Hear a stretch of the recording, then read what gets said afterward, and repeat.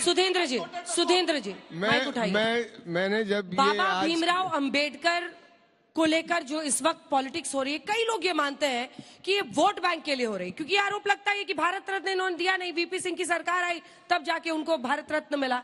बहुत सारे आरोप लगते हैं कांग्रेस पर, लेकिन ये भी बाबा भीमराव अंबेडकर के नाम पर उनकी तस्वीर लेकर आज घूम रहे हैं। मायावती जी बीएसपी चूंकि उनकी पॉलिटिक्स करती, बीजेपी भी कोशिश करिए बताए कि हमने सबसे ज्यादा बाबा साहब का सम्मान किया। ये जो वोट वाली पॉलिटिक्स है अराउंड बाबा भीमराव अंबेडकर, इस पर आपका टेक जानना चाहते हैं। देखिए, इसको पूरा इसके ऐतिहासिक परिप्रेक्ष्य में देखने की तो आवश्यकता है ही, क्योंकि सत्ता पक्ष की ओर से एक बयानी की जा रही और विपक्ष की ओर से भी एक बयानी की जा रही है। मैं न सत्ता पक्ष की तरफ से और न ये जो मौजूदा विपक्ष है, मैं निष्पक्ष एक बात रखना चाहता हूं। निष्पक्ष बात यह है कि दोनों ही लोग केवल एक वोट को ध्यान में रखकर इस सारी राजनीति कर रहे हैं, और इसकी शुरुआत अगर हम जैसा हमारे मित्र सुधांशु त्रिवेदी जी कह रहे हैं कि इन्होंने अपने तरफ से हमेशा बाबा साहब का सम्मान किया, अगर इन्होंने सम्मान किया होता तो इसी रामलीला मैदान में सन 1952 में हिंदू कोड बिल पर बाबा साहब का पुतला नहीं, हिंदू महासभा ने जलाया होता। और हिंदू महासभा के लोगों ने जब रामलीला मैदान में ये उनका पुतला जलाया तो, और मैं ये अब मैं इन पे भी आ रहा हूं विपक्ष वालों पर। विपक्ष उस समय कांग्रेस पार्टी की सरकार थी केंद्र में, उस समय कांग्रेस में बहुमत में लोग हिंदू कोड बिल के खिलाफ बिल्कुल नहीं थे, वो उनके पक्ष में थे, और उसके बावजूद जवाहरलाल नेहरू के पक्ष में होने के बावजूद भी उसको पारित नहीं होने दिया। कहने का मेरा अभिप्राय ये है कि ये दोनों लोग इस समय वोट की तलाश में हैं। इन्होंने एक चीज और मैं कह के बात खत्म करूंगा कि ये लोग आज कह रहे हैं कि मैंने ये स्मारक बनवाया, मैंने वो स्मारक बनवाया, मैंने ये किया। और सुन तो लीजिए, आप ही ने, बहन मायावती जी ने 2 स्मारक बनवा दिए, एक नोएडा में जहां हम हैं और एक लखनऊ के अंदर। तो पूरा सत्ता पक्ष के लोग भी जो आज हैं और विपक्ष के भी लोग कि मायावती जी ने इतना पैसा खर्च कर दिया, 4000 करोड़ रुपया खर्च कर दिया। और सुन लीजिए, एक एक मूर्ति पर इन लोगों ने 4-4 हजार करोड़ रुपए खर्च कर दिए। और दूसरी चीज ये कि जहां तक बाबा साहब का अपमान का सवाल है, अगर गृह मंत्री जी ने ये न कहा होता अंबेडकर अंबेडकर अंबेडकर, इतना नाम अगर आप भगवान का नाम लेते तो आपको स्वर्ग मिलता। मैं ये जानना चाहता हूं कि जो दलित शोषित वंचित वर्ग के लोग हैं, वो तो बाबा साहब को ही अपना भगवान मानते हैं, वो महात्मा बुद्ध को ही अपना भगवान मानते हैं, वो अन्य किसी देवी देवता। ठीक है, चलिए जिस इलाके से आते हैं, जल्दी सुनिए, जिस इलाके से हम आते हैं वहां पर उनके शादी के कार्ड हों, 13वीं के कार्ड हों या कोई भी अवसर हो, वो लोग बाबा साहब की तस्वीर लगवाते हैं और महात्मा बुद्ध की तस्वीर लगाते हैं, कोई और तस्वीर नहीं लगाते। भगवान के खिलाफ जो लड़े वो क्या कहलाता है? शैतान कहलाता है ना। अंजना जी, भगवान से लड़ने वाला शैतान है। कौन लड़ा था? नाम लीजिए, नाम लीजिए, नाम लीजिए। कितना सेलेक्टिव भगवान को मानते हैं मगर उनको हराने वाले को शैतान नहीं मानते। देखिए, मायावती जी की वो बात कर रहे थे, लेकिन मायावती जी भी अगर आप देखें वोट बैंक के नजरिए से वो दलितों में बहुत फिसल गई हैं, उनकी पहली पसंद के तौर पर अब वो नहीं रही हैं। यूपी के नतीजों ने ये दिखाया। लेकिन आपके सामने मैं कुछ दिलचस्प आंकड़े रखना चाहती हूं कि आखिर ये दलित वोट बैंक की लड़ाई इतनी भीषण क्यों हो गई है। Congress versus BJP, NDA versus India गठबंधन। 2004 ये वो वक्त था जब कांग्रेस पार्टी आगे थी दलित वोट में, वो 26% वोट पाते थे और बीजेपी को मिलती थी सिर्फ 13% वोट मिलता था। फिर आइए आप 2009 के लोकसभा चुनाव में, तब भी यूपीए की सरकार बनी थी, आपको याद होगा 27% तब वोट मिला था कांग्रेस को और बीजेपी 12% पर फिसली थी। आइए 2014 जब बीजेपी की नरेंद्र मोदी की सरकार बनी, तब कांग्रेस फिसल गई 19 पर और बीजेपी पहुंच गई 24% पर। अब आप समझ रहे होंगे वो टर्निंग पॉइंट था जहां पर पहली बार दलितों ने कांग्रेस से ज्यादा वोट, लगभग 5% वोट ज्यादा बीजेपी को दिया था। अब ये चाहते हैं कि उनको सीने से लगा के रखें, वो चाहते हैं कि हमारे छिटके हैं वापस लाना है। इसीलिए बाबा भीमराव, एक सेकंड सर, बाबा भीमराव अंबेडकर के नाम पर ये पूरी जंग हो रही है। आइए 2019 पर कांग्रेस पार्टी पहुंचती है 19 से 20% पर और बीजेपी 24 से 34%, 34%। और ये वही वक्त था जब बीजेपी को 303 सीट आई थी। सबसे प्रचंड जीत में दलित वोट बहुत बड़े पैमाने पर बीजेपी को मिला था और उसी वजह से इतनी बड़ी जीत हासिल की थी बीजेपी ने। अब आइए 24 पर, मामला यहां पर कैसे थोड़ा सा ऊपर नीचे हो रहा है। कांग्रेस 20% से आती है 19% पर और बीजेपी 34% से 31% पर गिरी है। अब आप समझ गए ये लड़ाई क्यों हो रही है। और ये लड़ाई इसीलिए हो रही है बाबा भीमराव के नाम पर कि हमको हर हाल में इनका दलितों का वोट अपनी तरफ। आपने सुना ही, चाहे शादी का कार्ड हो, आप महाराष्ट्र चले जाइए, अभी चुनाव में मैं थी, हर गली मोहल्ले में बाबा भीमराव अंबेडकर की मूर्ति, उनकी तस्वीर, बड़े बड़े पोस्टर्स लगे रहते हैं। लोगों के घरों के बाहर, लोगों के घरों के अंदर उनकी तस्वीर लगी रहती है, उनको पूजा जाता है और वो ये मानते हैं कि जो उनका सम्मान करेंगे हम उनको वोट देंगे। ये एक बड़ी वजह है इस लड़ाई की। अब यहां से नए सिरे से मैं ये बहस आगे ले जा रही हूं कि आप पर भी आरोप लगता है, इन पर भी, हिंदू कोड बिल को लेकर, लेकिन ये बाबा भीमराव अंबेडकर को लेकर उनके अपमान की इतनी बड़ी लड़ाई लड़ने कांग्रेस इसीलिए आ रही है क्योंकि आपको वोट बैंक वापस लाना है। अंजना जी, मैं आज आपके सम्मुख आज तक पर एक प्रस्ताव देता हूं, बहुत अच्छा प्रस्ताव देता हूं। प्रधानमंत्री जी सारे वोट रख लीजिए, मेरे सिर्फ छोटी सी प्रार्थना है, एक तो अंबेडकर अंबेडकर अंबेडकर अंबेडकर धरती को स्वर्ग बनाने का नाम है। ये आप जितनी बार लोगे धरती स्वर्ग बन जाएगी समाज के अंतिम पंक्ति के लोगों के लिए।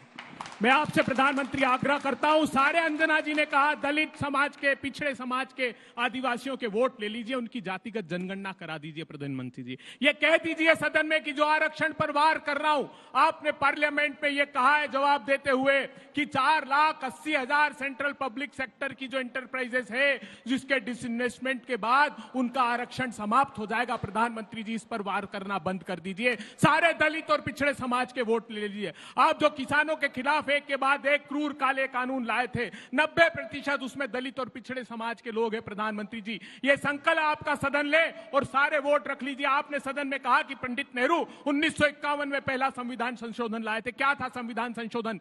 चंपकम दुरईराजन नाम का प्रसिद्ध फैसला था जिसमें यह कह दिया था, कोर्ट में चले गए लोग, बाबा साहब का आरक्षण जब लागू किया तो यह कहा कि जाति के आधार पर विभेद नहीं कर सकते, फंडामेंटल राइट के खिलाफ है आर्टिकल 15।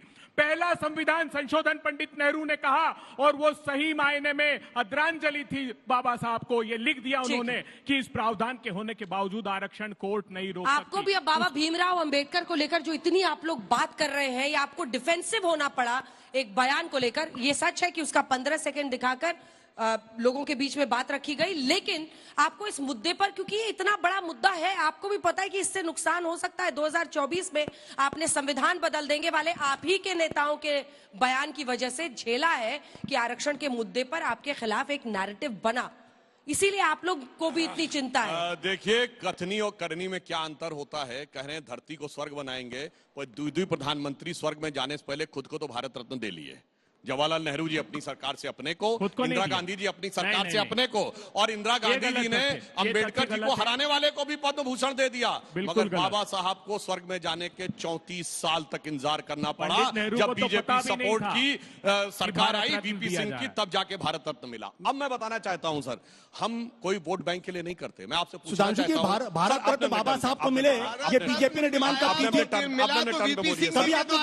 टर्न पे बोलिए। अरे यार जिन्होंने के लिए बात नहीं कर रहा, थोड़ी तो बैलेंसिंग की बात करिए। मैं सिर्फ एक छोटा सवाल पूछ रहा हूं कि आरएसएस ने, बीजेपी ने, जनसंघ ने कब बाबा साहब अंबेडकर को भारत रत्न मिले ये डिमांड की थी? पहली बार डिमांड काशीराम ने 1982 में की थी। कभी बीजेपी आरएसएस ने बाबा साहब अंबेडकर को भारत रत्न देने की मांग की? कभी नहीं की। मुंह से एक मिनट, कैसे मुंह से सच निकलता है?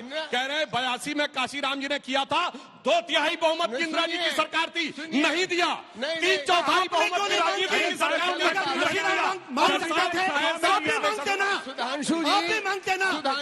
क्यों नहीं मांगती? कैसे अपने आशुतोष जी, एक दो सवाल तो कांग्रेस से भी पूछ लीजिए, थोड़ा सा अच्छा रहेगा। बात ही नहीं हुई अंजना जी, मैं तो अपनी बात नहीं कह पाया। ये क्या बात हुई, एक सेंटेंस के बाद डिस्टर्ब शुरू कर दिया। दोनों ने पूरी बात नहीं दिया। भारत रत्न माननीय काशीराम ने जब ये मांग उठाई तो उस समय विश्वनाथ प्रताप सिंह प्रधानमंत्री थे और उन्होंने विश्वनाथ प्रताप सिंह ने इस मांग को स्वीकार किया। मंडल आयोग भी तब लागू हुआ। ये सारे के सारे प्रोग्रेसिव स्टेप्स केवल मान्यवर काशीराम जी के वजह से बसपा की पहल पर इस समय लिए गए। अच्छा, बसपा मतलब काशीराम जी के बसपा की पहल पर वीपी सिंह ने डिसीजन लिया। बसपा कितने सांसद थे उस समय? जी हाँ, उस समय मायावती जी सांसद थी, बिजनौर एक सांसद थी। गजब, अभी कोई कुछ भी बात देने लगते हैं।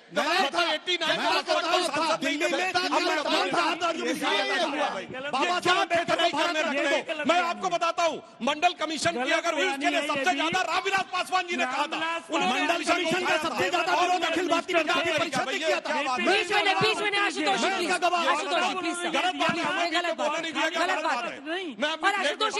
मैं पूरी बात कर लूं अपनी, उसके बाद आप सब लोग सब बता दो। अब मैं बताता हूं, हमारे लिए दलित कोई वोट बैंक नहीं है। मैं पूछना चाहता हूं, फॉरगेट अबाउट पॉलिटिक्स, ये बताइए दलित बस्तियों में काम करने वाला सबसे बड़ा स्वयंसेवी संगठन कौन है? सेवा भारती, जो आरएसएस का है। मैं बताना चाहता हूं 9 नवंबर 1989 को जब श्री राम जन्मभूमि का शिलान्यास हुआ और जब पूरे शास्त्रीय पद्धति से 4 वहां शिलान्यास की ईंटें रखी गई तो वहां सबसे पहली ईंट कामेश्वर चौपाल से रखवाई गई जो दलित समाज के थे। यह हमारे लिए राजनीति का मुद्दा नहीं था। और बताना चाहता हूं, इन्होंने बहन मायावती का नाम लिया। जब मायावती जी पे कातिलाना हमला हुआ और उन्होंने ये शब्द प्रयोग किया है कि मुलायम सिंह के गुंडे मेरी जान लेना चाहते थे, कांग्रेस केंद्र में बैठी सरकार बैठ के उनके साथ खड़ी हुई थी, तब जान पे खेलकर हमारे नेता ब्रह्मदत्त द्विवेदी जी गए और मायावती जी पहली बार मुख्यमंत्री बनी बीजेपी के सपोर्ट पे। और हम बताना चाहते हैं, बाबा साहब ने कहा था प्रियम्बल ऑफ द कॉन्स्टिट्यूशन, ये संविधान की आत्मा है, इसे बदला नहीं जा सकता। पर जब पूरा संविधान को रौंद कर सारे विपक्ष को जेल में डालकर सारे नागरिकों के मानवाधिकार समाप्त करके संविधान की आत्मा बदली गई। और मैं फिर कहना चाहता हूं, बाबा साहब अंबेडकर ने सेकुलर शब्द को रिजेक्ट किया था। ये 15 नवंबर 1948 का आप जाकर चेक कर लीजिए, सेकुलर शब्द पे ऊपर डिबेट। मगर इन्होंने व्हाट्सएप नहीं, कोट करके बोल रहा हूं, सुनिए क्या व्हाट्सएप डेट कोट की। और सुनो, प्रस्ताव किसने रखा था? बोलो, व्हाट्सएप की बात कर रहे हैं, प्रस्ताव किसने रखा था? नेहरू ने क्या बोला था? पता है? अनुरूप है ये ऐसे झूठ में आके व्हाट्सएप प्रस्ताव रखा था मिस्टर केटी शाह ने, उसके ऊपर डिसीजन किया लोकनाथ मिश्रा, एचएन मुखर्जी और जवाहरलाल नेहरू का ये रिकॉर्डेड बयान है कॉन्स्टिट्यूएंट असेंबली में। Secular is not a good word, मगर अब अच्छे शब्द के अभाव में हम बात कर रहे हैं। और सुनिए, बाबा साहब अम्बेडकर का रिकॉर्डेड बयान है, I can not accept the amendment supported by mister KT Shah. आए बाएं साए बोलने लगते हैं व्हाट्सएप यूनिवर्सिटी। आशुतोष जी, सवाल का जवाब दीजिएगा। आपने कहा कि बीजेपी ने खुद से मांग नहीं की थी, लेकिन वीपी सिंह की बीजेपी समर्थित सरकार में ही उन्हें मिला ना। आप एक बार कांग्रेस से प्रश्न नहीं पूछ रहे हैं कि आप लोगों ने मिलने नहीं दिया भारत रत्न। हमने महबूब स्मारक बनाया ना। एक सेकंड सर, क्योंकि अब आपने अपनी देखिए, ये क्या है ना कि इस देश के अंदर टोकनिज्म की पॉलिटिक्स होती है। जिन बाबा साहब अंबेडकर को ड्राफ्टिंग कमेटी का चेयरमैन बनाया गया, वो कांग्रेस पार्टी के सदस्य नहीं थे, लॉ मिनिस्टर बनाया गया। और तो और भारत के संविधान के निर्माता का पदवी एक तरीके से उनको मिली। उनके बारे में आप कहते हैं यहां ये नहीं किया, वहां वो नहीं किया। और जब बाबा साहब अंबेडकर कॉन्स्टिट्यूएंट असेंबली में कहीं से नहीं आ सकते थे, तब बाकायदा मुंबई के अंदर अपने कांग्रेस के लोगों को इस्तीफा दिलवा के उनको कॉन्स्टिट्यूएंट असेंबली का मेंबर बनाया गया। अब आपके बारे में क्या है, मैं बताता हूं ना आपको। मार्च 2000 के एस सुदर्शन से पूछा गया कि आपको भारत के संविधान में आस्था है? उन्होंने कहा नहीं है। बोला क्या होना चाहिए? बोला it should be scraped. 2007 Sudarshan से फिर सवाल पूछा गया, फिर उन्होंने कहा नहीं। 2015 अब मोहन भागवत कहते हैं कॉन्स्टिट्यूशन को रिव्यू करना चाहिए। एक मिनट, मैंने आपके बीच में नहीं बोला। सुदर्शन प्रोफेसर रज्जू भैया आरएसएस के चौथे प्रमुख 1993 इंडियन एक्सप्रेस लिखकर कहते हैं भारत के संविधान को नहीं। 2023 प्रधानमंत्री के एडवाइजरी काउंसिल के चेयरमैन, अभी उनकी मृत्यु हुई है, उन्होंने कहा भारत को नया संविधान चाहिए। नीति आयोग के अध्यक्ष वो क्या कहते हैं? भारत में टू मच डेमोक्रेसी है। लल्लू सिंह किस पार्टी के हैं? भारत का संविधान बदलना चाहिए। अनंत हेगड़े किस पार्टी के? भारत का संविधान बदलना चाहिए। अरविंद वाजपेयी से शुरू करें, भारत का संविधान बदलना चाहिए। मैं सिंपल एक बात कहता हूं कि 60 साल 55 साल सरकार रही है कांग्रेस की, और बाबा साहब का सम्मान इन्होंने पूरी तरीके से बिल्कुल नहीं किया, ये रिकॉर्ड की बात है। 10 साल से सरकार है बीजेपी की। देखिए आरएसएस और बीजेपी को मिक्सअप करेंगे, क्या आरएसएस सरकार चला रही है? ये मैं पूछना चाहता हूं। हाँ वो तो आपसे मैंने एक सवाल पूछा सरकार था, नहीं चला रही है। नंबर आपसे 1 मैंने एक सवाल पूछा था, अमित शाह के बयान पे आपका क्या कहना? आपत्तिजनक था या नहीं? मैं दोनों पूछिए जो वहां बैठे थे, गजब पूछने लगते हैं। ये तो बेचारे थे नहीं राज्यसभा में, राज्यसभा में बैठे थे, उनसे पूछो ना। बैठे हुए हैं। अमित शाह के बयान में कौन सा शब्द ऐसा है जिसे आप शब्द कह सकते हैं? कौन सा शब्द ऐसा है जिसे सम्मानजनक से परे कह सकते हैं? या कौन सा ऐसा शब्द है जो अनपार्लियामेंट्री है? अभय दुबे जी, कौन सा ऐसा शब्द है जो अनपार्लियामेंट्री है? इशू बनाने की बात कर रहे हैं। कौन सा शब्द है?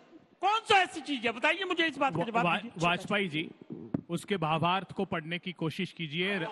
करोड़ों लोगों का हृदय आहत है। अंबेडकर की जगह भगवान का नाम लिया होता। इसका अर्थ क्या है? करोड़ों लोग हृदय से भगवान मानते अंबेडकर जी को, क्योंकि अंतिम पंक्ति में खड़े हुए लोगों के लिए भगवान है वो न्याय की उम्मीद है। वो करा दीजिए। चलिए आज बोलिए कि जातिगत जनगणना कराएंगे। मैं विश्वास दिलाता हूँ। आपने लोकसभा राहुल गांधी जी ने ये प्रार्थना की थी। एकमात्र देश भारत जिसका सेंसस भी नहीं हो रहा है पूरे विश्व में। सुदीन जी जल्दी से। बहुत बहस हो रही है संविधान पर। दोनों लोग, सत्ता पक्ष और विपक्ष। 1975 एक ऐसा मौका था इस देश के अंदर जब संविधान को वास्तव में तार-तार किया गया, इमरजेंसी लगाकर। इमरजेंसी लगाने वाले, सुन लीजिए, आप इमरजेंसी लगाने वाली ताकत थे। आप देखिए अभय जी, एक सेकंड आप बोलिएगा जरूर। मुझे 2 लाइन बोलने, इन्होंने इतना नहीं किया, हमारे जैसे पूरे घर को 19 महीने के लिए, मुझे, मेरे पिता को, मेरी माँ को, सबको जेल में डाल दिया। और मैं ये भी कहूंगा कि ये जो बहुत इस समय वकालत कर रहे हैं, उस समय बाला साहब देवरस आरएसएस के चीफ थे, वो भी चिट्ठी लिख रहे थे कि हम इस इमरजेंसी के समर्थन में प्रतिबंध नहीं था सर, इतना नहीं, तो पर उस समय जो भी आप लोग नहीं, आप उस समय के जो भी आरएसएस के प्रमुख थे, जो भी आरएसएस के प्रमुख थे, उन्होंने उस समय आपातकाल का समर्थन किया। उस समय आपातकाल का समर्थन किया। ये आप कहिए तो मैं आपको भेज सकता हूँ पत्र। सर उसके बाद भी प्रतिबंध लगा दिया। गजब की बात करते हैं सर आप। नाखून भी उखाड़ दिए गए कि समर्थन कर रहे थे इसके बावजूद। अब सुनिए, समर्थन किया कि नहीं किया, अब मैं बताता हूँ। देखिए अभी आशुतोष समर्थन किया कि नहीं किया, ये बताइए ना। हम लोग वरिष्ठ व्यक्ति हैं, इतना देखिए आशुतोष जी के मुंह से कैसे सच निकला। उन्होंने कहा बाबा साहब अम्बेडकर जो कहीं से चुन के नहीं आ सकते थे, और उससे पहले उन्होंने क्या बोला कि वो पाकिस्तान यानी आज के बांग्लादेश से चुन के आए थे। क्यों नहीं चुन के आ सकते थे? क्योंकि जहां जहां कांग्रेस का प्रभाव था वहां वो चुन के नहीं आ सकते थे। मगर मैं आपको बताना चाहता हूं, बाबा क्या तरीका है भाई, अपने नेतृत्व में बोलिए। मैं एकदम शांति से खड़ा सुन रहा था। और मैं बताना चाहता हूं, आज का जो भारत है, यानी विभाजन से पहले का जो आज का इंडिया है, इसमें से बाबा साहब चुन के नहीं आ सकते थे। मगर आपको पता है मोहम्मद अली जिन्ना यहां से चुन के गया था, बंबई से। वो कोई लाहौर, कराची, ढाका और पेशावर से चुन के नहीं गया था। इसका मतलब इन्होंने वो माहौल बनाया था कि जिन्ना चुन के जा सकता था, मगर अंबेडकर जी चुन के नहीं जा सकते।